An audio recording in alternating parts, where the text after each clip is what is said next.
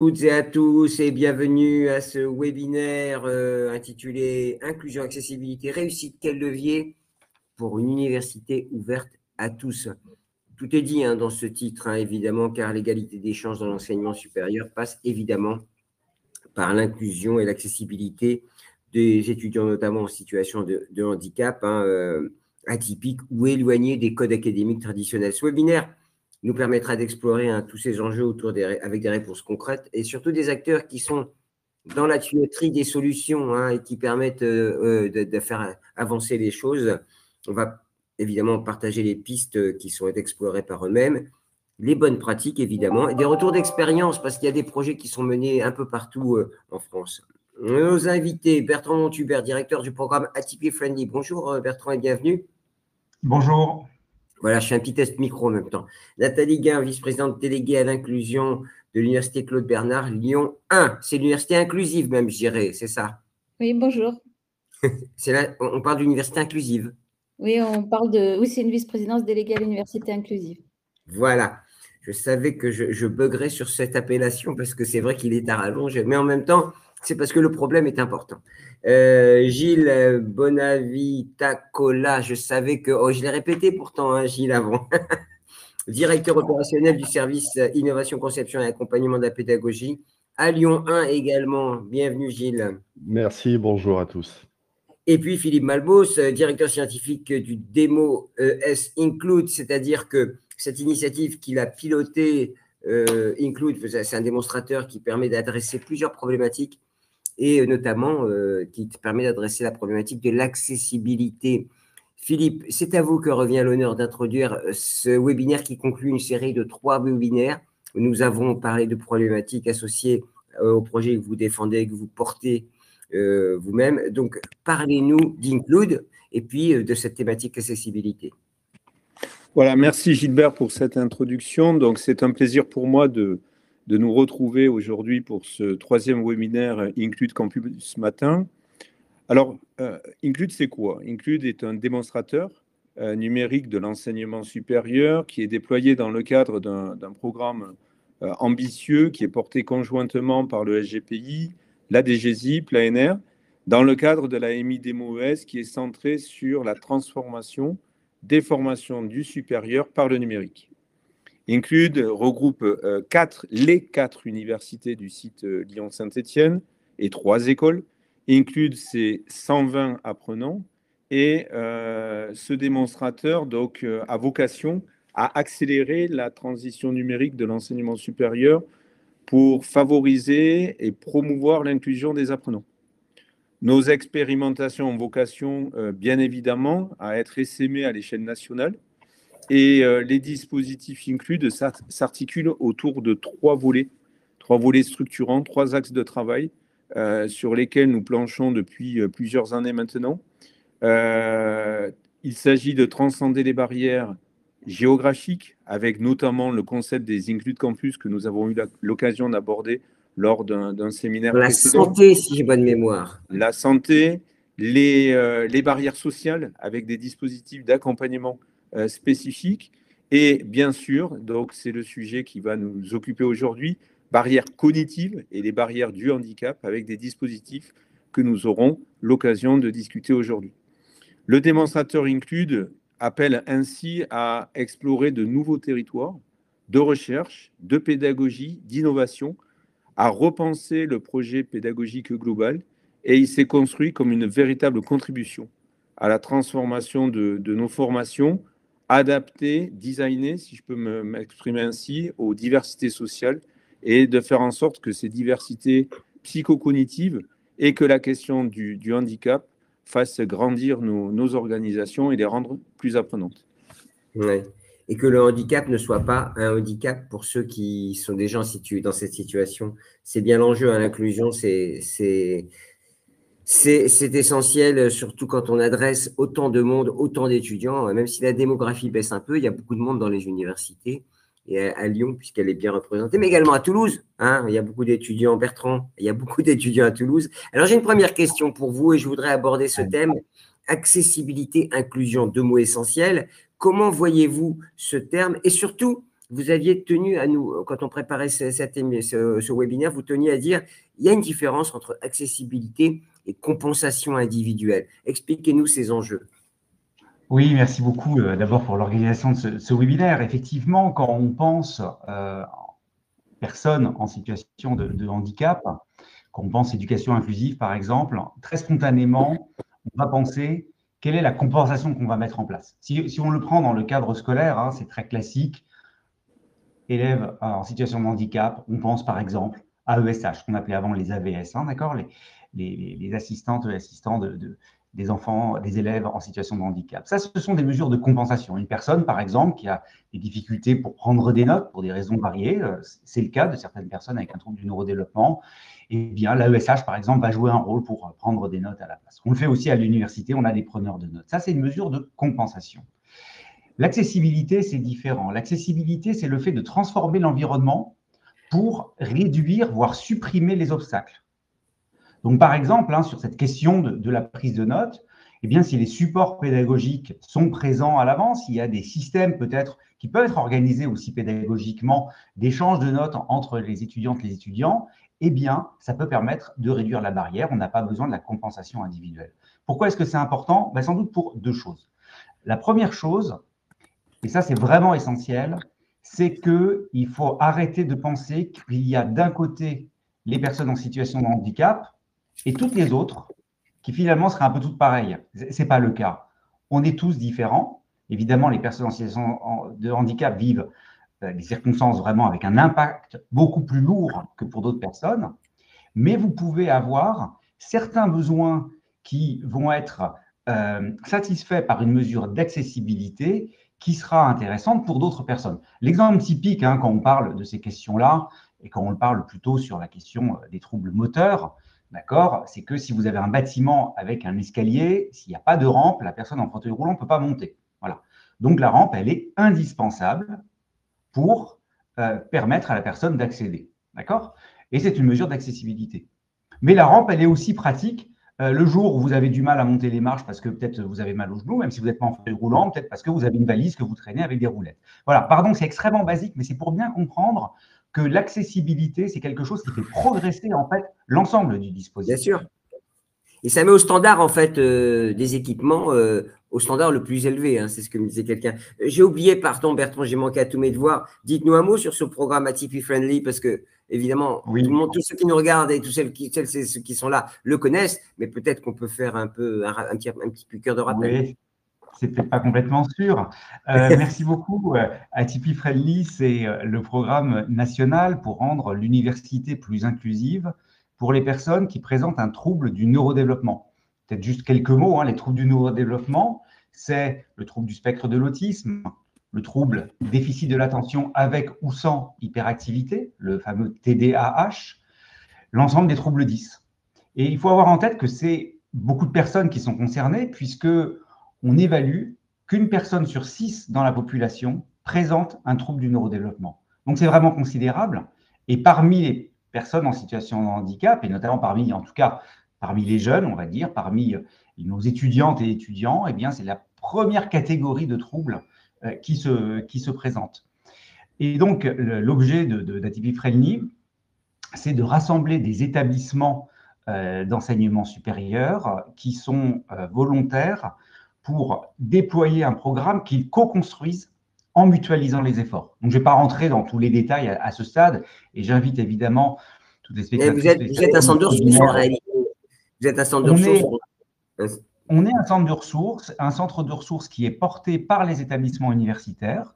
C'est un programme qui est porté par la commune de Toulouse, mais pour l'ensemble des établissements universitaires. Et aujourd'hui, plus de la moitié de ces établissements ont déjà rejoint le réseau. Donc oui, nous construisons des ressources pour faciliter le passage à une université inclusive. Alors Nathalie, vous connaissez Bertrand alors? Vous connaissez Bertrand et Atypie Friendly, évidemment. Oui, et alors Lyon 1, alors, bon, comme Philippe est votre voisin de palier, je dirais presque, donc j'imagine que vous vous inscrivez dans le schéma de développement Include. Racontez-nous comment l'université inclusive que vous représentez s'engage dans ce dispositif, ce mouvement d'accessibilité. Donc, effectivement, l'Université Lyon est porteur du projet Include que Philippe Malbos pilote. Depuis le mois de mars, donc, la nouvelle gouvernance a créé une vice-présidence à l'université inclusive. Donc, je pense C'est que important, ça, Nathalie, qui est c'est vraiment vraiment… Oui, c'est quelque chose marqueur. d'important, oui, parce que ça permet de donner une visibilité, en fait, à ces questions. Cette vice-présidence, elle est rattachée à la vice-présidente du CA, puisqu'elle concerne à la fois la communauté étudiante et les personnels de l'université. Donc, le périmètre de cette vice-présidence, c'est toutes les questions liées à l'égalité, la diversité, la lutte contre les discriminations et les violences, et aussi tout le volet accueil et accompagnement des personnes en situation de handicap, que ce soit les étudiantes, étudiants ou les personnels, et bien sûr l'accessibilité. Donc, on a, dans le cadre de cette vice-présidence, nommé 3 chargés de mission. Donc, une chargée de mission sur tout ce qui est égalité, diversité, lutte contre les discriminations et les violences. Une chargée de mission handicap qui est sur le volet justement accompagnement individuel, compensation du handicap, que ce soit pour les étudiantes et étudiants et pour les personnels. Et puis, un chargé de mission accessibilité. Parce que, comme le disait Bertrand, tout ce qu'on va pouvoir mettre en place pour rendre l'université accessible pour certains profils de personnes qui peuvent être en situation de handicap va être utile à toute la communauté universitaire. Donc, sur cette accessibilité, il y a différentes facettes. On voit très rapidement l'accessibilité physique, tout ce qui est accès aux bâtiments, signalétique. Mais Philippe Malbos a aussi parlé d'accessibilité pédagogique, comment on va pouvoir rendre les enseignements adaptables, les supports pédagogiques adaptables aux besoins de chacune et chacun, et comment on va aussi pouvoir adapter les évaluations pour les étudiantes et étudiants. Dans le cadre d'Include, il y a bien sûr la question de l'accessibilité numérique qui vient aussi à l'esprit, que ce soit bien sûr les sites web de l'université qui doivent être conformes aux normes, mais aussi toutes les applications qui sont utilisées par les étudiantes, étudiants et les personnels, toutes les ressources pédagogiques, doivent être accessibles. Et puis, on a l'accessibilité administrative. Donc, ça fait partie aussi des enjeux de l'université de simplifier un certain nombre de démarches administratives pour qu'elles soient accessibles à tout le monde, qu'elles soient faciles à lire et à comprendre. Et enfin, l'accessibilité linguistique pour pouvoir accueillir dans de meilleures conditions tous les étudiantes, étudiants et collègues qui ne sont pas francophones. Donc, au niveau de… Beaucoup de choses à adresser. Hein. Voilà, on a notre chargé de mission, Michael Bove, a un gros chantier devant lui et donc travaille dans un premier temps sur un état des lieux et sur l'élaboration d'un plan d'action avec l'ensemble des services de l'université qui sont impliqués dans la démarche. Bertrand donnait des chiffres sur le nombre de personnes qui sont touchées par des troubles. Sur une grande université comme la vôtre, c'est quoi les cibles, les premières cibles? Parce qu'évidemment, Bertrand l'a expliqué, il y a des cibles un peu périphériques. Hein. Quand on met une rampe, ça sert à tout le monde, c'est ce qu'il disait. Mais les cibles prioritaires pour un service de l'université inclusive que vous présentez? Alors, l'université Lyon 1 accueille 40 000 étudiants. Pour la précédente année universitaire, on avait 1700 étudiants qui étaient accompagnés par la mission handicap et on a 200 personnels aussi qui sont accompagnés par la correspondante handicap et personnel. Ça donne une idée du besoin. Ensuite, sur l'ensemble des facettes de l'accessibilité que j'ai mentionnées, il faut qu'on travaille et qu'on progresse. Actuellement, il y a des choses qui sont proposées sur différents volets, hein, sur justement l'accessibilité aux locaux. Il y a un outil qui est développé, en fait, qui a été mis en place dans l'ensemble des 3 universités lyonnaises, qui s'appelle Evility, qui permet de guider en fait des étudiants ou des personnes qui sont déficients visuels. Mais en fait, cet outil peut être encore une fois utile à tous les étudiants. Et donc, on appelle la mission handicap, par exemple, sur le campus de Bron à Lyon 2, qui est un campus où il est difficile de s'orienter. Ben, même pour un étudiant qui a un trouble du neurodéveloppement, le chargé d'accompagnement rappelle qu'on peut utiliser cet outil-là pour trouver la mission handicap. C'est un exemple. Merci. Donc, c'est très clair. Juste une question, quand vous parlez de 1700 élèves, étudiants, pardon, est-ce que on fait du sur-mesure ou on essaie de trouver des solutions qu'on peut déployer à l'échelle, à la mesure de chacun? Oui, l'objectif, c'est vraiment de proposer des aménagements d'études et des aménagements d'examen spécifiques pour chaque étudiant ou étudiante. Et alors, ce nombre-là, c'est le nombre d'étudiants ou étudiantes qui font la démarche de venir à la mission handicap pour déclarer un handicap et demander des aménagements.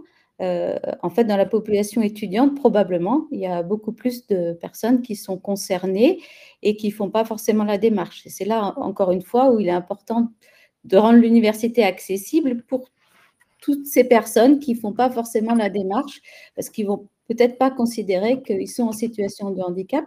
Mais voilà, plus on permet à chacun d'avoir des outils, des contenus pédagogiques qui peuvent s'approprier, plus on adresse la grande partie de la communauté universitaire. Gilles Bonavitacola, vous avez vu, je l'ai bien passé cette fois-ci. Gilles, Nathalie parlait pédagogie, hein, c'est ce que vous avez conclu sur la pédagogie. Vous êtes au cœur justement d'outils et de conception d'outils pédagogiques. Concrètement, comment ça se déploie dans un service d'université? 40 000 étudiants, hein, c'est ce que disait Nathalie. Oui, peut-être juste avant, je vais répondre à la question, mais je me disais par rapport à ce que dit Nathalie, par rapport aux étudiants qui se déclarent et à ceux qui finalement ont réellement une situation de handicap, il peut y avoir un gap assez important. On l'a constaté au cours d'une enquête qu'on a faite, une enquête ouverte, anonyme, facilement accessible par les étudiants, où on arrivait jusqu'à 30% d'étudiants sur 1500 qui se retrouvaient dans une situation de difficulté particulière. Donc, c'est-à-dire qu'on a quand même ce besoin d'adresser peut-être en aveugle l'ensemble des étudiants sans attendre qu'ils se déclarent. Et c'est peut-être un des principes de base, hein, c'est un des éléments de la stratégie, c'est d'industrialiser un petit peu, d'autonomiser tout ce qu'on peut pour adresser tout le monde, en sachant, comme ça a été dit en introduction, ça servira à plus de gens que ce qu'on envisage au départ. Voilà. Donc, pour revenir à la question, le service du coup que je représente, ICAP de pédagogie numérique, c'est effectivement… On rappelle, hein, qu'est-ce que vous faites, parce que c'est intéressant, parce que vous êtes vraiment… Alors, on a eu les aspects politiques avec Bertrand et Nathalie. Là, on est vraiment dans l'application concrète sur des problématiques très concrètes, hein, et la conception d'outils. C'est vrai. Alors, ICAP, le service de pédagogie numérique, peut être vu un peu comme la cheville ouvrière, finalement, hein, de ce schéma directeur où on est vraiment au plus proche des utilisateurs, des enseignants principalement. Il faut qu'on se rapproche aussi des étudiants parce que dans ces projets-là, c'est important d'être au contact des utilisateurs finaux encore plus que dans d'autres projets. Notre rôle, effectivement, ça va être le premier rôle, c'est de sensibiliser, former et outiller nos utilisateurs. Donc tous, hein, population étudiante, personnel, enseignant. Alors la sensibilisation, c'est la première marche. Comme l'expliquait Bertrand en introduction, il y a des choses qui sont objectives, mais on ne peut pas partir du principe qu'on a une adhésion au départ de tous nos enseignants sur ce constat finalement. Et si on veut avoir vraiment de l'engagement dans la démarche, il va falloir les convaincre qu'on est sur quelque chose qui est objectif et qui sert vraiment tout le monde. Donc, notre première mission, c'est de sensibiliser. Ça résiste au niveau du corps enseignant? Oui, ça résiste parce que… Nathalie, c'est possible? En fait, je titille, pardonnez-moi. Voilà. Je suis le seul à ne pas être enseignant dans l'assistance. Non, mais peut-être il faut réussir à sortir peut-être des schémas personnels, hein, qui sont souvent très naturels, de se dire je comprends, j'ai réussi en apprenant de cette façon-là, donc tout le monde devrait y arriver. Il faut réussir à sortir peut-être de ces schémas qu'on constate parfois, et puis il faut arriver à apporter effectivement des éléments très concrets sur l'intérêt, la diversité réelle qu'on constate dans nos étudiants, leur diversité de leurs besoins qui diffèrent, leurs besoins d'apprentissage, et puis voilà, arriver à cette marche après qui est la formation et l'outillage. Voilà, qu'est-ce que je peux mettre en œuvre comme grands concepts pédagogiques qui vont m'aider dès le départ de mon enseignement. Je pense qu'on en a parlé un petit peu tout à l'heure, mais c'est vraiment arriver à avoir cette approche dès la conception, qui sera beaucoup moins coûteuse que construire la rampe dont parlait Bertrand après que le bâtiment a été fait. Et puis que ça permettra effectivement de servir tout le monde. Donc c'est sur ce terrain qu'on va aller, proposer des choses qu'on propose déjà, des formations qu'on a notamment accélérées grâce au projet Include, et puis apporter l'outillage numérique qui va derrière. Alors l'outillage, c'est un peu à double tranchant, c'est-à-dire que les outils vont être d'un côté facilitants pour atteindre certains objectifs de diversification des contenus, par exemple, mais il va falloir qu'on soit aussi prudent sur l'accessibilité des propres outils qu'on propose finalement. Mais j'aime assez l'idée de réfléchir très en amont pour ouvrir le spectre des usages le plus large possible. C'est ça un enjeu. C'est même si on ne fait pas cette réflexion, si on ne mène pas cette réflexion, en fait, tout ce qu'on peut faire comme outil créé peut engendrer finalement la déception, voire une certaine inefficacité. C'est cette réflexion amont qui est fondamentale, d'où une certaine vision de conduite du changement réel. C'est ce que vous portez en tout cas. Ouais. Si vous me permettez, j'aimerais juste dire deux petits points très rapides en rebond de ce que vous venez de dire. Le premier, sur d'éventuelles réticences. Moi, je trouve les réticences chez les personnels enseignants, en fait, beaucoup plus faibles que ce qu'on imagine. Et très souvent, quand il y a réticence, c'est parce qu'il y a incompréhension. Et cette incompréhension, et c'est pour ça que ce que disait Gilles est vraiment important, c'est-à-dire le fait de faire de la sensibilisation. Également, le fait d'outiller les personnes va être important parce qu'il ne s'agit pas seulement de savoir, il s'agit de savoir comment faire derrière. Mais quand on explique, en fait, ce qui se cache derrière peut-être un phénomène, un comportement, des caractéristiques qui sont incomprises, alors la plupart du temps, les personnes sont tout à fait volontaires pour agir et pour transformer. Mais il faut garder en tête, quand on parle de trouble du neurodéveloppement, on parle de handicap invisible. Et là encore, deuxième point, je voulais insister là-dessus, ce que disait Gilles tout à l'heure sur les statistiques, c'est-à-dire qu'il y a beaucoup d'étudiantes et étudiants en situation de handicap qui ne le font pas valoir. Il y a aussi beaucoup de personnes qui sont diagnostiquées pendant leurs études. Et ça veut dire qu'elles font une partie de leurs études sans savoir qu'elles sont en situation de handicap, sans avoir d'aménagement. Et c'est là qu'on se retrouve régulièrement pour aller sur des choses très concrètes. Les étudiantes et étudiantes qui tout d'un coup disparaissent. On ne les voit plus, et les personnes décrochent, on ne comprend pas, la personne semblait intéressée, et puis tout d'un coup, on n'a plus de nouvelles. Qu'est-ce qui se passe? Des fois, c'est tout simplement une situation de handicap qui, en fait, a atteint ses limites, et la personne n'est même pas toujours en conscience que c'est bien une situation de handicap qu'elle est en train de vivre. Donc, encore une fois, cette question de l'accessibilité, elle est vraiment fondamentale, parce qu'elle doit permettre justement d'éviter, même à des personnes qui ne sont pas encore diagnostiquées, de se retrouver dans ces éléments qui peuvent conduire à des ruptures. Oui, et le handicap non visible, c'est vrai qu'on essaye d'appeler, puisque même dans les entreprises, je le rappelle, on appelle les collaborateurs en situation de handicap non visible de se manifester pour bénéficier soit d'aménagement, soit de règlements plus favorables ou de compléments, de compensation, comme vous disiez. Moi, j'aimerais vous poser aussi une question, Nathalie. Le fait qu'on s'appelle université inclusive, adossé à votre titre, il y a une question d'état d'esprit. Ce que vous disiez, Bertrand, c'est l'état d'esprit qui est fondamental et la mobilisation.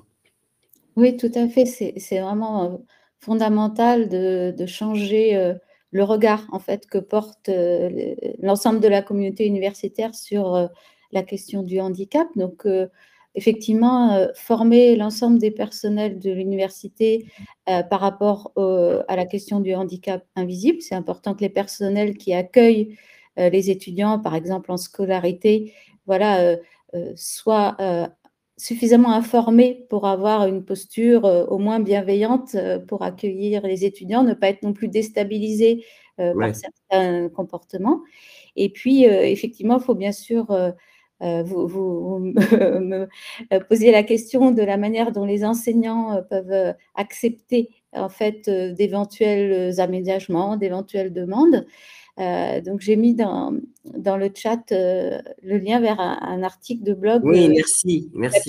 Voilà, donc c'est un laboratoire de psychologie du développement à Paris qui fait de la vulgarisation scientifique, donc c'est vraiment très facile à lire. Et ce qui est intéressant, c'est paru il y a quelques jours, donc cette étude qui a été menée par 3 laboratoires de recherche français montre qu'à copie équivalente en termes de démonstration des compétences, les enseignants ou enseignantes ont tendance à noter moins bien une copie quand ils savent que l'élève qui a composé a bénéficié d'un aménagement. Et c'est là où le Ah terme bon? bénéficier n'est pas pertinent. C'est pas forcément conscient de leur part, c'est que inconsciemment, Ah oui.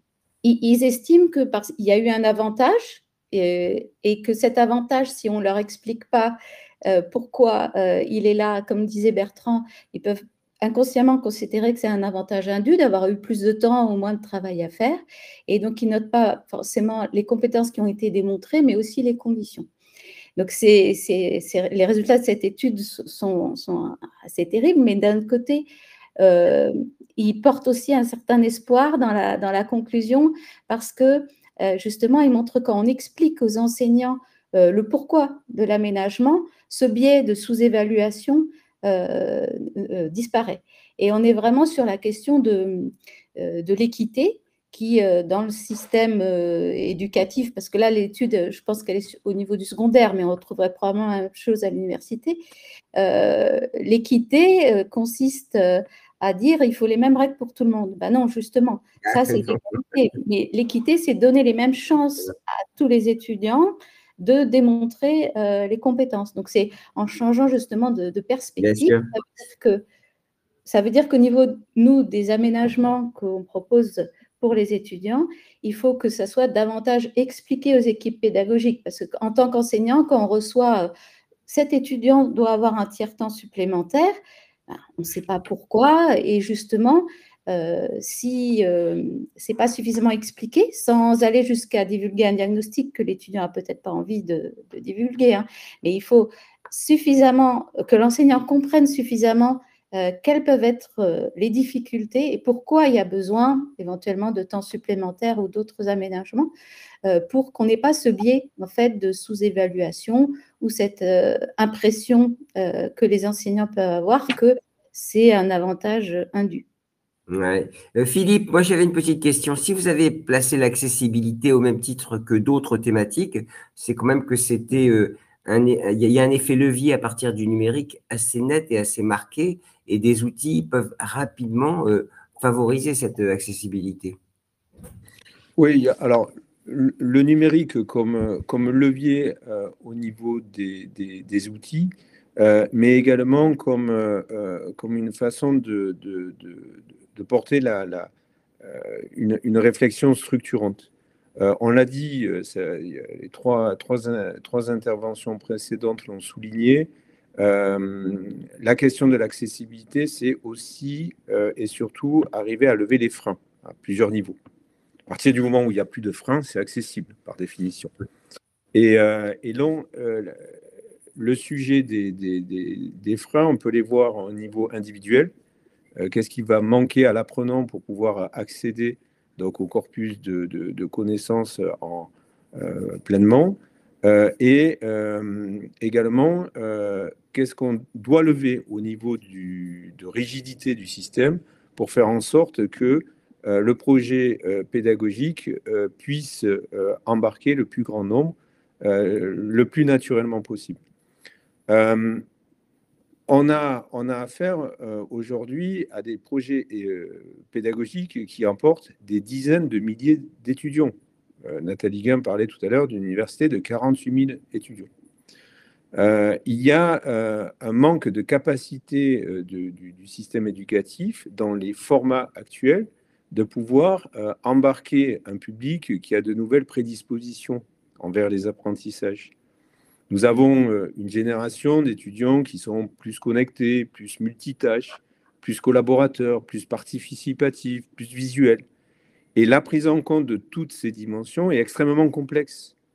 C'est complexe, c'est d'autant plus complexe quand on a affaire à des dizaines de milliers d'étudiants. Et c'est essentiel pour adresser la question des sujets d'accessibilité. Et puis, nous avons la question de la rigidité de nos cadres de formation. Parce que pour accueillir 48 000 étudiants, eh bien, il faut être organisé, il faut être temporalisé, il faut être séquencé, il faut être parallélisé, il faut être minuté, il faut être hyper localisé, il faut positionner des enseignements dans des amphithéâtres. On le sait aujourd'hui,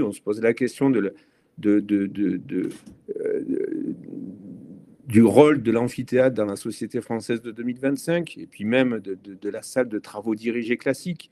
Donc tout ça, ça pose des questions qui sont assez systémiques, et le numérique peut être un levier, non pas uniquement au niveau de l'outil, mais pour contribuer à la réflexion globale. J'avais une question. Alors maintenant, on a vu l'état d'esprit, on a vu, comment dirais-je, le mindset nécessaire pour développer tout cela. Est-ce que vous avez identifié des besoins? Quels sont les grands chantiers, Bertrand, Nathalie, et peut-être aussi Gilles, sur votre partie? Quels sont les grands chantiers qu'il faut adresser maintenant? Et d'ailleurs, derrière, on parlera d'investissement, hein, on n'hésitera pas. Oui, bien sûr. Quelques exemples hein, de grands besoins et peut-être d'abord en rebond avec ce que vient de dire Philippe Malbos. Et je vais mettre dans le chat tout à l'heure la référence d'une intervention que j'avais donnée justement sur la question autisme et numérique et en évoquant en réalité qu'on n'atteindra pas l'accessibilité si on n'utilise pas le numérique. Je crois que c'est vraiment quelque chose de fondamental parce que les besoins des personnes sont extrêmement variés, ils peuvent être contradictoires. Alors justement, quels peuvent être ces fameux besoins? Par exemple, pour des personnes qui ont une très forte anxiété sociale ou une charge qui est très lourde, d'abord, la première chose qu'il faut avoir en tête, hein, c'est que ça, c'est quelque chose qui est vrai, je crois, à peu près pour toutes les personnes en situation de handicap, c'est qu'il y a une très grande fatigue qui est liée à leur situation de handicap. Et voilà, on ne s'en rend peut-être pas suffisamment compte, mais en réalité, elles passent énormément de temps à essayer de compenser elles-mêmes cette situation de handicap et ça entraîne une fatigue extrêmement importante. Ça veut dire chez certaines personnes, même l'incapacité en réalité à se déplacer pour aller dans tous les cours. Faut imaginer, hein, se déplacer pour une étudiante, un étudiant, ça veut très souvent dire prendre des transports en commun dans lesquels il peut y avoir beaucoup de monde, beaucoup de bruit. Et ça, par exemple, pour certaines personnes autistes, c'est quelque chose qui est extrêmement difficile. Donc, en gros, pour faire très simple, elles arrivent à l'université, elles sont déjà très fatiguées. Donc, par exemple, relâcher, soulager ça en permettant d'accéder à certains enseignements à distance, c'est une manière de faire. Autre exemple, le fait de travailler très fortement sur l'accessibilité des supports pédagogiques. C'est quelque chose dont on parle de plus en plus, hein, et c'est très très bien, parce que les supports pédagogiques, alors là je vais être un petit peu provocateur et caricatural, mais moi ça m'arrive des fois de voir, j'ai aussi des enfants qui voilà, qui ont des devoirs à faire. Des fois je vois des documents où on a fait des photocopies, où c'est écrit tout petit, je me dis, mais la personne qui a des problèmes de vision, je ne sais pas comment elle s'en sort avec ces Je confirme, Bertrand, je confirme. Vous confirmez, voilà. Je ne suis pas le seul à porter des lunettes hein, ici. Voilà. Et donc, très concrètement, le fait d'avoir des supports qui soient accessibles est quelque chose de très important. Maintenant, ça veut dire quoi concrètement qu'un support soit accessible? Alors, très souvent, on va dire qu'il faut que la police de caractère soit de telle manière, la taille des caractères soit comme ci, l'espacement soit comme ça, etc. etc. Nous, on travaille dans le cadre d'Atypi Friendly, par exemple, sur des outils pour pouvoir augmenter encore l'accessibilité des supports pédagogiques pour que ça soit chaque personne qui puisse appliquer ses propres critères d'affichage au document. Donc là, on a un renversement. Plutôt que ça soit l'établissement, l'enseignante, l'enseignant qui disent, bon, ben voilà, le document, je vais essayer de le faire de telle manière, comme ça conviendra à tout le monde, parce qu'en fait, ça ne convient jamais à tout le monde. Eh bien, on va créer un support qui va être adaptable par la personne qui va apprendre. Et ça change complètement la donne. Et ça, ce sont des travaux qui sont basés sur des outils numériques, hein, évidemment, et qui nous permettent de repousser encore les limites de l'accessibilité. Je peux donner un autre exemple, et c'est quelque chose sur lequel on a un peu travaillé avec Lyon 1, mais c'est en cours pour travailler sur la question des vidéos pédagogiques. Comment aussi ces vidéos pédagogiques, qui sont aussi des supports, peuvent être plus accessibles en permettant de doter de nouvelles fonctions d'accessibilité les lecteurs de vidéos. Aujourd'hui, on est toutes et tous habitués, quand on regarde une vidéo, à ce qu'on puisse, par exemple, afficher les sous-titres ou pas, éventuellement les afficher même dans la même langue ou pas. Je ne parle même pas du volume, ça paraît évident qu'on peut changer le volume, et puis on peut même changer la vitesse.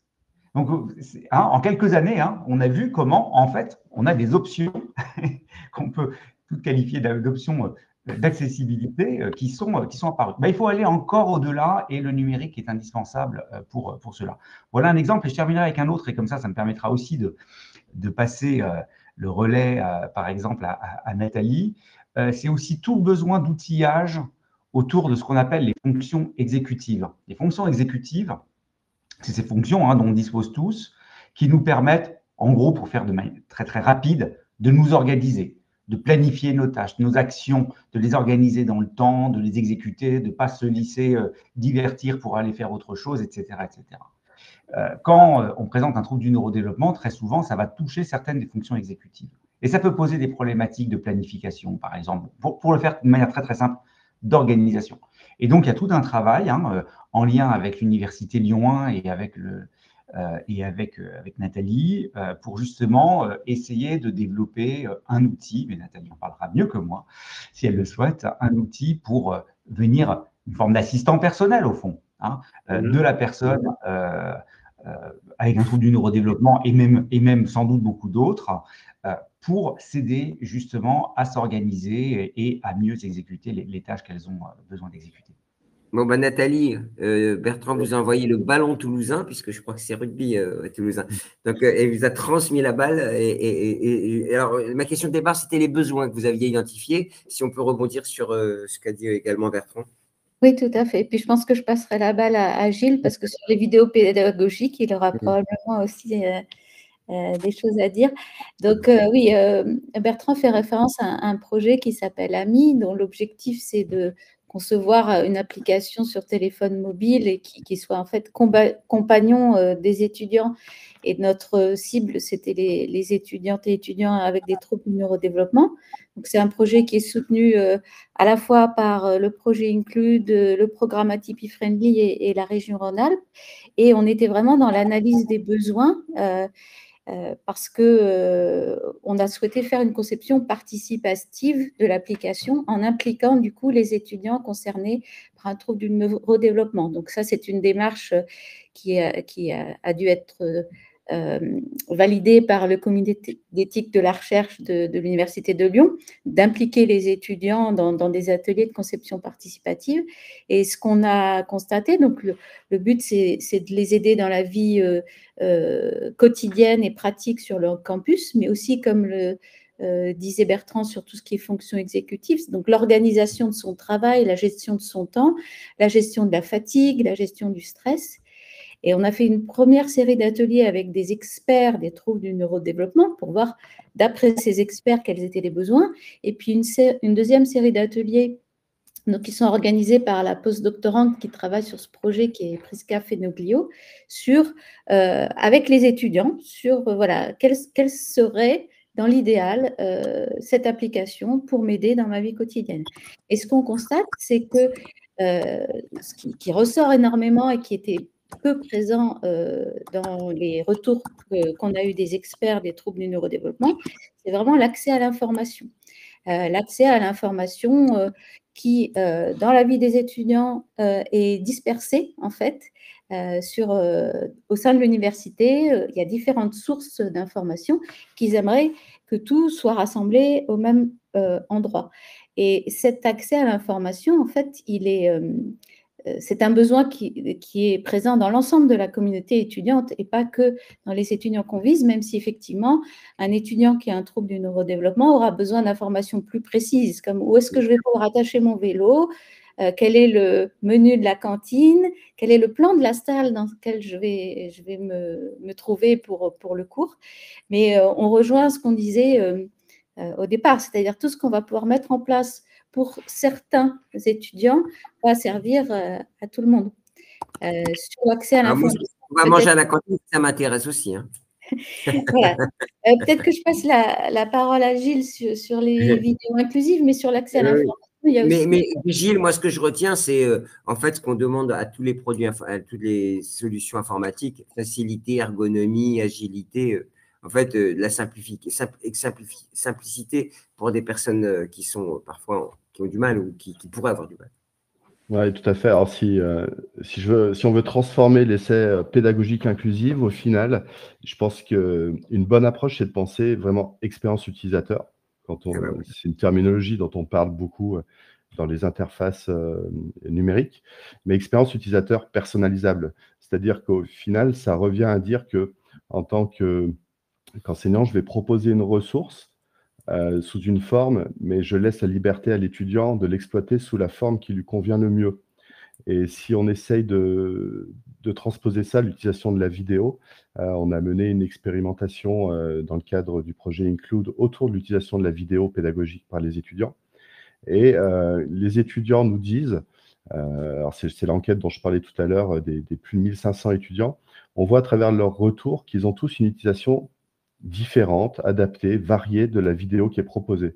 C'est-à-dire que chacun, il y a peut-être certaines évidences, on va dire, bah, tiens, j'ai besoin du sous-titrage. Donc, si j'ai besoin du sous-titrage, il va falloir que ce soit la solution numérique qui me l'apporte. On ne va pas demander à l'enseignant de passer du temps à sous-titrer, de perdre du temps, alors que les outils numériques le font bien et encore beaucoup mieux aujourd'hui avec les algorithmes d'intelligence artificielle. Mais les étudiants nous disent certains vont faire des pauses pendant la vidéo, par exemple, pour prendre des notes. Certains vont choisir de lire la vidéo très, très vite, parce que c'est leur façon on va dire, de parcourir la vidéo, puis après de revenir sur les points qui les ont intéressés. Et puis, d'autres vont choisir de la regarder plus tranquillement, à un rythme plus faible. Donc, en fait, c'est là que le numérique vient apporter une vraie valeur ajoutée. C'est qu'il vient rajouter une surcouche fonctionnelle autour de la ressource, finalement, qui permet à l'étudiant de l'exploiter de la façon qui lui convient le mieux. Il faut aussi quand même qu'il y ait un peu d'interaction avec les usagers. Vous parlez d'expérience étudiante, c'est-à-dire que si ça ne marche pas là, il faut que tout de suite il y ait une sorte de réaction pour que ça soit amélioré et augmenté, le cas échéant. Ça aussi, c'est important. Ça, j'imagine que ça fait partie de la to-do list, enfin en tout cas des exigences. Ouais, bah ça fait peut-être partie du chantier global, c'est-à-dire que c'est bien de mettre en place des choses, mais si on ne s'intéresse pas à mesurer l'impact qu'il y a derrière, aller chercher du feedback de nos étudiants pour savoir finalement est-ce qu'on a réussi à atteindre l'objectif qu'on s'était fixé, on passe à côté des améliorations continues auxquelles on est obligé finalement. De toute façon, Philippe, c'est le principe Include, hein, work in progress, hein, c'est-à-dire que ce soit pour l'inclusion des étudiants en médecine sur les territoires, que ce soit pour l'accessibilité, enfin, c'est toujours le même problème, c'est-à-dire qu'il faut faire progresser les outils en temps réel quasiment. Sachant, Gilbert, que toutes ces questions, me semble-t-il, sont interconnectées. Et c'est peut-être, ça sera peut-être une des conclusions au niveau des 4 années de travail, sur le bilan des 4 années de travail au niveau d'Include, que toutes ces problématiques sont à adresser de façon simultanée. Moi, je pense qu'il y a un cadre qu'il faut faire évoluer dans cette société française, société européenne de 2025, c'est la question de l'espace-temps pédagogique. Comment habiter l'espace-temps pédagogique aujourd'hui avec ces nouvelles générations? Je donnerai 2 exemples prototypiques que nous avons évoqués. Il y a la question de la prise en compte des aménagements des épreuves, qui ont un fort impact sur l'organisation temporelle de nos formations. Et les experts, alors aujourd'hui, c'est difficile pour les équipes pédagogiques. C'est difficile, pas parce que les équipes pédagogiques, les enseignants ne veulent pas y aller, ne veulent pas organiser des aménagements, mais parce qu'on arrive à des limites parfois qui sont des limites physiques, des limites temporelles. Et les experts nous prédisent qu'il va y avoir une très forte augmentation du nombre et du type de troubles cognitifs à prendre en compte dans les prochaines années dans le supérieur. Et donc, on peut s'interroger sur notre capacité à faire face à ce nouveau paradigme, d'une certaine façon, qui s'impose à notre projet éducatif. Et je l'ai dit tout à l'heure, il y a également la question des espaces pédagogiques formels, les amphithéâtres, les travaux dirigés, les espaces de travaux dirigés, qui ne répondent plus véritablement aux attentes. Et donc, ça pose la question de faire évoluer le format pédagogique en le rendant peut-être plus informel, de la même façon que ce que nous avons fait évoluer nos espaces sur les campus ces dernières années. Et donc ça, c'est des formats, c'est ce qu'évoquait Bertrand tout à l'heure, Bertrand Montuer, sur la question des formats pédagogiques, comment on peut arriver à rédiger un cours, une fiche de travaux dirigés pour la rendre accessible sans que l'enseignant soit obligé de pouvoir la décliner en autant de typologies liées à des sujets de handicap. Alors, vous mettez le doigt sur un problème, Philippe, même un sacré problème. C'est-à-dire que vous l'avez dit, on aura à faire face à des problématiques de plus en plus importantes dans le supérieur, mais ça demande des investissements, ça demande des ressources humaines et financières. Et là, je vais parler peut-être, on va commencer avec ceux qui sont au sommet de la pyramide de la décision, c'est-à-dire Nathalie et Bertrand. Qui paye, qui investit, qui doit payer sur ces sujets-là, parce que c'est un vrai sujet. Il ne faut pas non plus faire comme si ça arrivait tout seul. Bertrand? Oui, alors je suis, pour être tout à fait transparent, partagé. Avant de vous répondre là-dessus, je voudrais juste dire de manière très brève, parce qu'on a beaucoup parlé d'outils numériques, et je l'ai dit, le numérique est indispensable donc, pour l'accessibilité, donc ce n'est pas pour rien. Mais tout à l'heure, Gilles évoquait tout simplement la formation pédagogique, au fond, et le recours à des bonnes pratiques pédagogiques. C'est déjà une mise en place déjà d'accessibilité. Hein. C'est assez frappant de constater dans tous nos travaux que autant il y a besoin d'approfondir la compréhension de ce que vivent les personnes qui ont un trouble du neurodéveloppement dans une activité d'apprentissage, autant si déjà on mettait en place des bonnes pratiques pédagogiques, des cours bien structurés, suivant des syllabus qui ont été explicités à l'avance, avec des supports pédagogiques qui sont clairs, qui ont été mis à disposition, dont les étudiants peuvent s'emparer, etc., etc., déjà, il y aura un progrès. Donc déjà, première étape, bien saisir en particulier de tout ce qui existe déjà dans les services de soutien à la pédagogie qui peuvent exister comme ICAP à Lyon et où il y en a dans d'autres établissements pour pouvoir déjà faire progresser ces pratiques pédagogiques, même si ça n'est pas suffisant. Et donc, ce n'était pas du tout pour contourner votre question, mais c'était déjà pour dire aussi qu'on peut déjà faire des choses importantes. Ensuite, deuxième chose, de toute façon, on a déjà une augmentation importante des coûts, parce que les nombres qui ont été donnés tout à l'heure, je reprends les nombres qu'a évoqué Nathalie, c'est 1700 étudiants concernés par le handicap pour une université de 40 000 étudiants. Si on le prend à l'échelle nationale, ce sont de mémoire 64 000 étudiants l'an dernier qui étaient déclarés en situation de handicap au niveau national et avec une croissance qui est entre 10 et 20% par an. Donc, cette croissance-là, elle y est. Et donc, la deuxième chose, c'est bien de penser accessibilité et pas seulement compensation. Parce que si on ne réagit que par des mesures de compensation individuelle, effectivement, on ne s'en sortira pas. Donc, ce n'est ni souhaitable de ne faire que de la compensation individuelle, ni possible. Alors, ça ne veut pas dire qu'il ne faut pas qu'il y en ait du tout de la compensation individuelle, mais il ne faudrait pas qu'il y ait besoin de faire… En gros, je vais reprendre mon histoire de la rampe.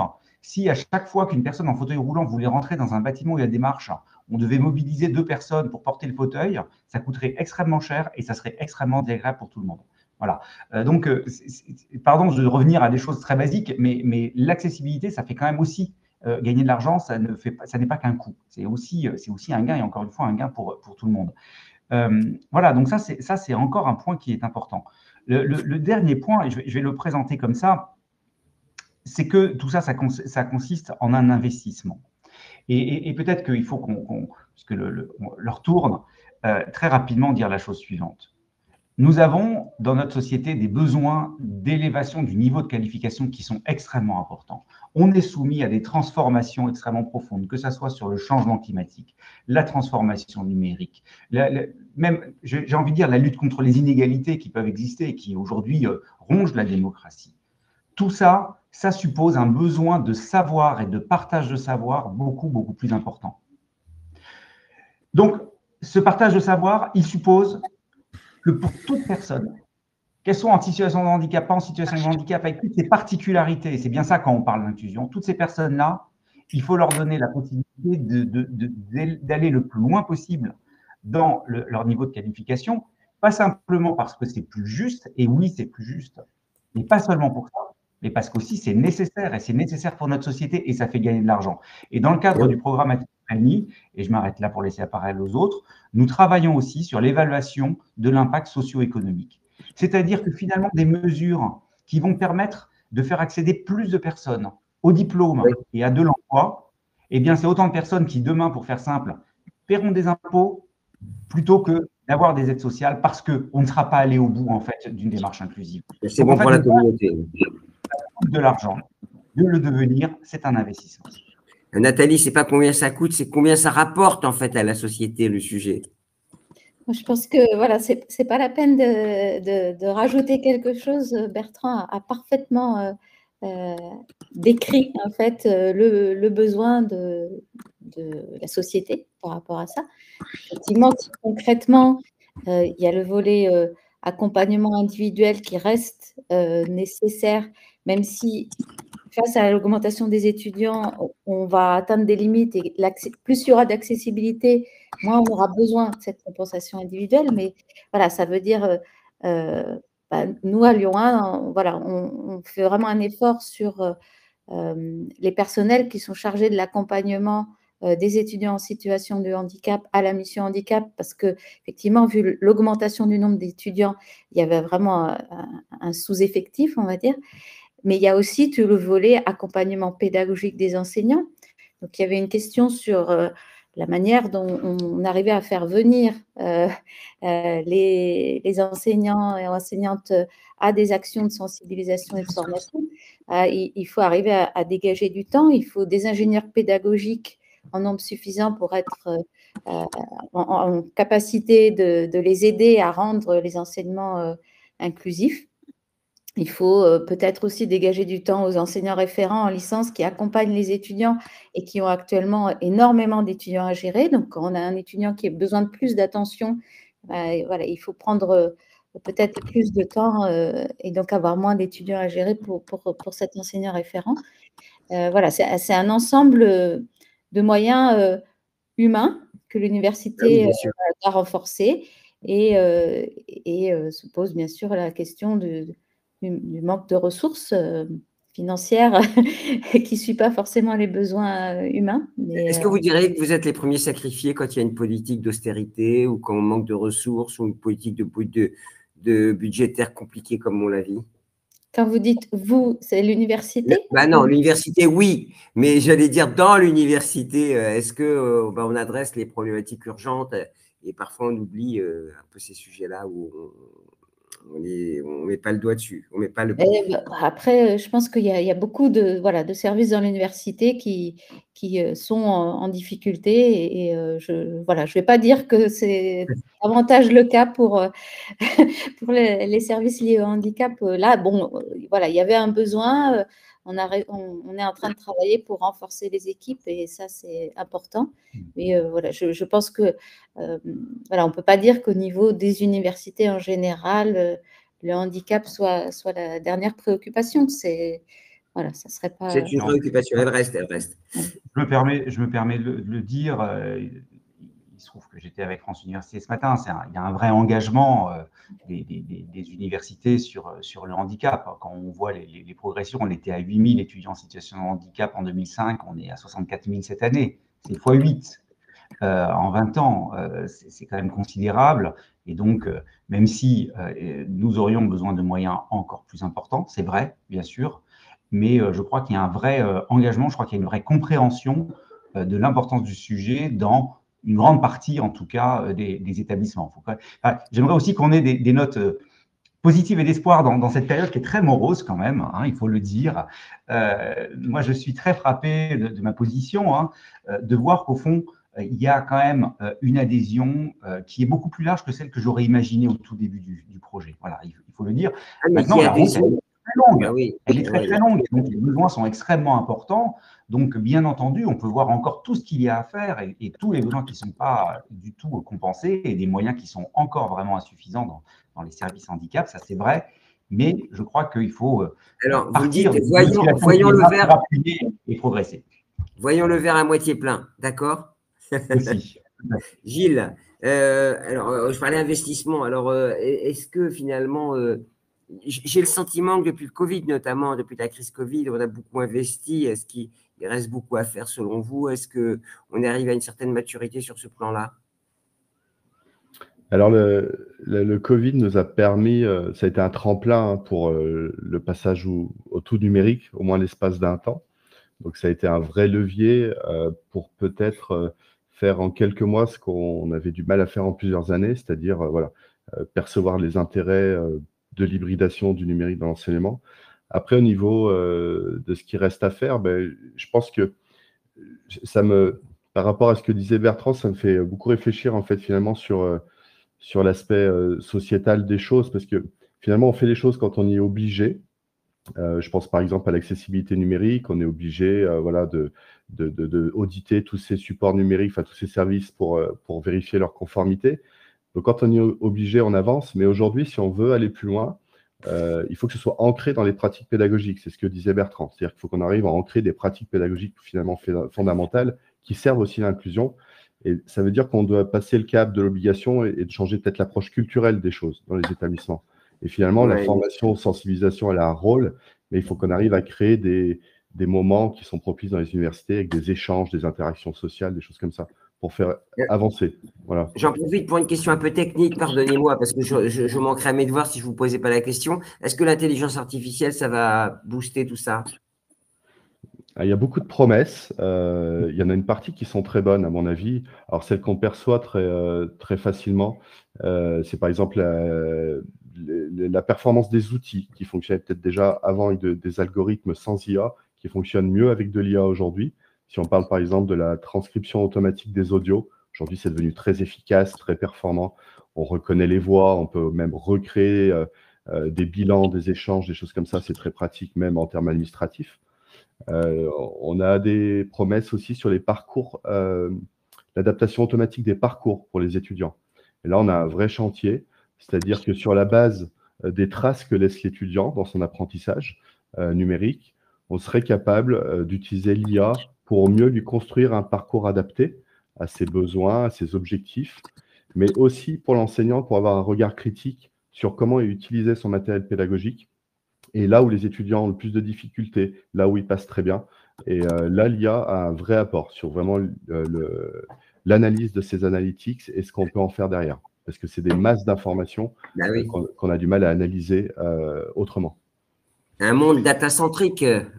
On peut rajouter d'autres exemples, hein, et on y travaille avec Nathalie. On a monté un groupe de travail sur l'intelligence artificielle dans le cadre d'Atypique Friendly, qui est conduit par notre collègue Mohamed Chetouani à Sorbonne Université. Et on regarde par exemple comment on pourrait construire des outils pour les enseignantes, les enseignants, pour les aider, par exemple, à faire des évaluations qui soient plus explicites. L'explicitation, c'est une vraie problématique et qui est extrêmement complexe d'ailleurs, sur laquelle on travaille beaucoup. Et donc, l'objet, et ça c'est peut-être aussi un message important, c'est que l'idée dans l'inclusion, ce n'est pas uniquement de rajouter des couches de contraintes aux gens qui n'en peuvent plus. Hein, et il faut prendre en compte quand même la fatigue de beaucoup de collègues qui sont souvent voilà, en difficulté par rapport à tout ce qu'il y a à prendre en compte. Si on ne crée pas des outils, alors on va générer une forme de frustration, peut-être même parfois de rejet. Et l'IA peut aider sur certains de ces outils, et donc on y travaille.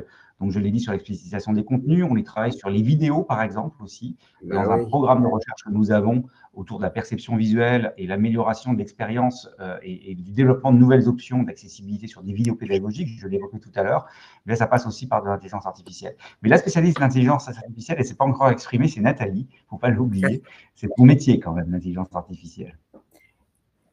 C'est sûr que, voilà, comme l'a dit Gilles, la question de la personnalisation, on a déjà montré à quel point c'était important dans une démarche inclusive, elle est permise par l'IA.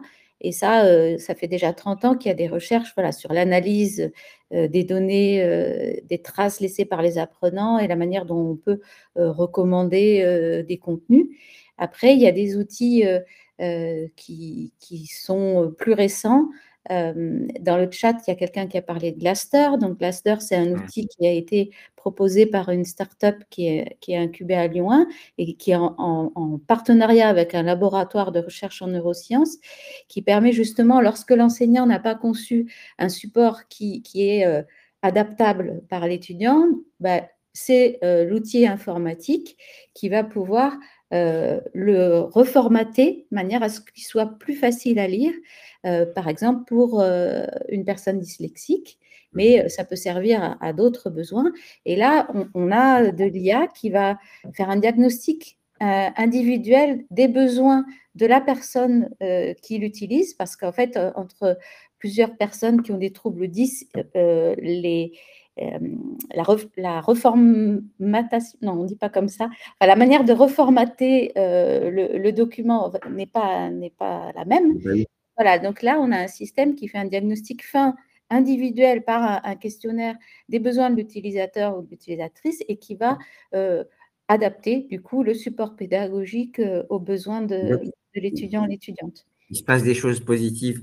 Philippe, je vous lis la question 1. Je n'ai pas entendu la réponse à la question qui paye, qui investit. Est-ce que quelqu'un a noté la réponse?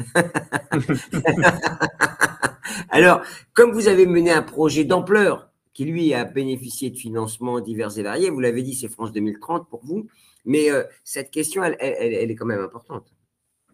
Parce qu'il va falloir investir un peu quand même. Alors, l'investissement, tout à l'heure, je parlais de la Société française de 2025, voilà, avec son budget qu'on connaît et ses capacités d'investissement. Alors, je vais rebondir un peu sur les propos de Bertrand Montubert et de Nathalie Guin tout à l'heure sur la prise en compte de l'accessibilité dans le supérieur et plus généralement de l'accessibilité dans les projets éducatifs, qui n'est peut-être pas la question du combien ça coûte, mais plutôt de qu'est-ce que cela peut rapporter à la société. Et là, il faut peut-être faire plancher des économistes sur la question et de savoir s'il s'agit de mesurer des investissements qu'on pourrait imaginer à perte. C'est ce que soulignait tout à l'heure Nathalie à une autre échelle sur la question de l'évaluation d'un étudiant par rapport à une dispense d'assiduité ou un tiers-temps. C'est d'arriver à comprendre combien cela peut rapporter à une société qui a besoin de relance industrielle, une société qui a besoin de faire face à de nombreux défis. Bertrand Montubert l'a dit tout à l'heure, des défis climatiques, numériques, un défi démocratique. Cela oblige nos gouvernances d'établissement, notre gouvernance nationale de savoir opérer ces transformations. Et peut-être qu'il y a une question je dirais, de comptabilité analytique à appliquer à la problématique pour savoir que cultiver la diversité sur nos filières du supérieur aujourd'hui, c'est véritablement positionner notre société dans des bonnes conditions pour faire face à ces défis. Et ça, c'est quelque chose qui peut être, vous parliez, Gilbert, d'investissement, ceci peut être un retour sur investissement assez remarquable. Et comme l'a dit tout à l'heure Bertrand Montubert, effectivement, il y a un sujet de morosité dans notre société actuellement.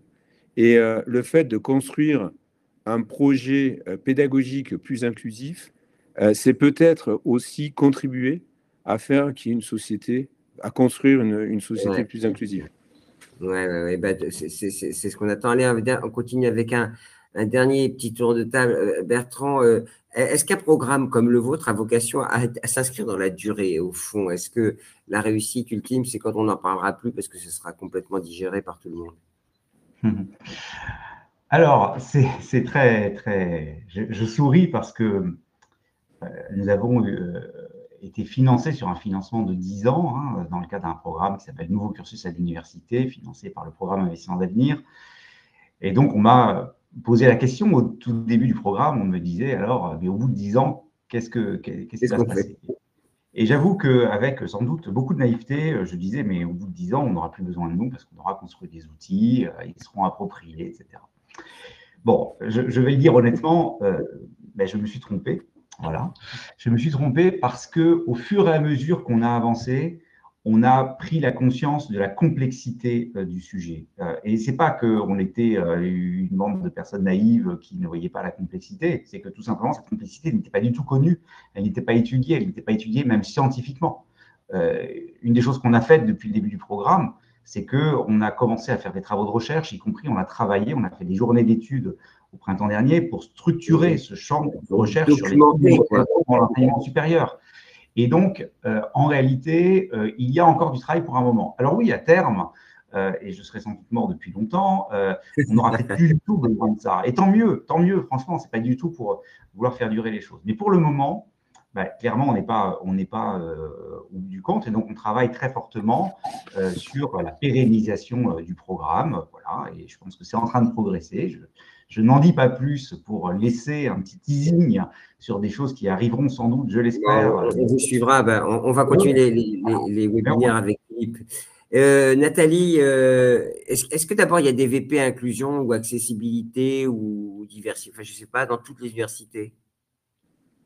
La question du handicap et de l'accessibilité n'est pas toujours rattachée de la même manière. Il y a toujours quelque part au moins un ou une chargée de mission, un référent handicap. C'est vrai que ça dépend des établissements. Ça peut être une vice-présidence, un chargé de mission. Ça peut être rattaché uniquement sur le volet formation, ou alors, comme chez nous, voilà, plus transversalement pour prendre en compte les personnels. Quand on cherche, il y a toujours quand même une personne à l'université qui est en charge de ces...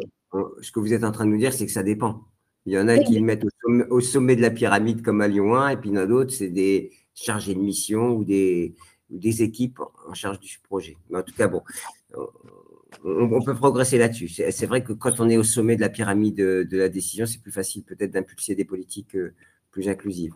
Voilà, je vous dis ça, c'est pas comment dirais-je, une certitude, mais en tout cas, il semblerait qu'on a eu ce problème sur le digital. Vous savez, beaucoup d'universités n'avaient pas de VP digital, et là où on était en plein boom digital, et ça montrait un certain dynamisme relatif entre universités. Voilà, je vous raconte ma vie, j'en suis désolé, Gilles. On n'a pas conclu avec vous, Nathalie. Vous voulez dire encore un mot, Nathalie, ou tout est dit ou... Non, c'est... Nathalie, un dernier mot. Un dernier mot. Dans une équipe comme la vôtre, vous êtes assez nombreux pour faire face à tous les défis? Alors, la question s'adresse à qui? Agile. Agile. Ah, alors si c'est à moi, je rebondirais sur ce que disait Nathalie. On a besoin de beaucoup, en fait, d'ingénierie pédagogique pour accompagner tout ça. Donc, on a toujours besoin de plus de monde. Ce n'est pas une approche dans l'absolu, c'est que sur ces sujets-là, déjà, on a besoin de monter en compétences nous-mêmes. C'est-à-dire que les services support ont besoin de développer leurs compétences autour du sujet pour accompagner les équipes derrière sur des projets et s'assurer que tout ce qui passe à travers le service de pédagogie numérique respecte en fait les principes sur lesquels on essaye de former. On doit être exemplaire finalement. Nos livrables, nos supports, nos projets pédagogiques doivent respecter ces principes. Et malgré tout, ça rajoute quand même une petite charge aussi de travail, hein, sans se mentir. Donc, c'est bien d'avoir un renfort sur ces moyens-là. Mais il faut quand même garder, j'ai bien aimé l'échange dans le chat, qu'avec un peu de moyens et beaucoup de bon sens, alors le bon sens, il faut des fois le stimuler un peu, mais ça, c'est pour encourager, c'est-à-dire qu'on peut faire de l'accessible, de l'inclusif, sans révolutionner tout ce qui existe déjà. Parce que la préoccupation, c'est de dire, moi, j'ai déjà mes cours qui fonctionnent très bien, je ne veux pas tout reprendre, ça va me coûter du temps, etc. Il y a quand même des petits pas faciles à franchir qui permettent d'élever grandement ce caractère inclusif de ces enseignements. Bon, Philippe, on va conclure. Un petit pas pour l'homme, un grand pas pour l'humanité. C'est ce que disait Gilles, hein, des petits pas, et puis ça adresse finalement le plus grand nombre. Écoutez, Gilbert, en guise de conclusion, peut-être un remerciement. Un remerciement donc, à l'issue de ce 3e webinaire sur la question de l'accessibilité. Une série de 3 webinaires, accessibilité, la e-santé, les territoires, et on a compris, je pense, pour les auditeurs qui nous ont suivis le long de ces 3 webinaires, que c'était des sujets qui étaient fortement interconnectés. Sur la question de l'accessibilité, je pense que les programmes includes, les programmes ATP friendly ont vocation à essaimer.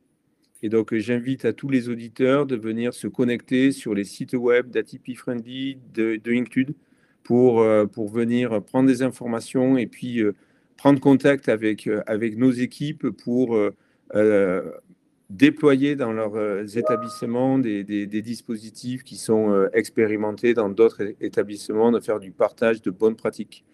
Merci aux équipes d'Include, merci aux équipes d'ATP Friendly, merci bien sûr, Gilbert, aux équipes de Campus Matin pour la réalisation de ce webinaire et de ces 3 webinaires qui, j'espère, ont intéressé donc l'ensemble de nos auditeurs. Voilà. Oui, hein, il y a eu beaucoup de monde. Ce sont des vrais succès. Ça veut dire que, évidemment, ces sujets intéressent et c'est tout à l'honneur de l'université d'adresser des problématiques de société comme il se doit, avec les moyens et la réflexion, l'intelligence nécessaire. Merci beaucoup, Nathalie, Bertrand, Gilles, et puis Philippe, bien sûr. Hein, on recommence quand vous voulez, hein, une série de webinaires. Merci beaucoup et je vous souhaite une très, très belle journée à tous. À bientôt et merci. Merci. Au revoir. Merci. Au revoir.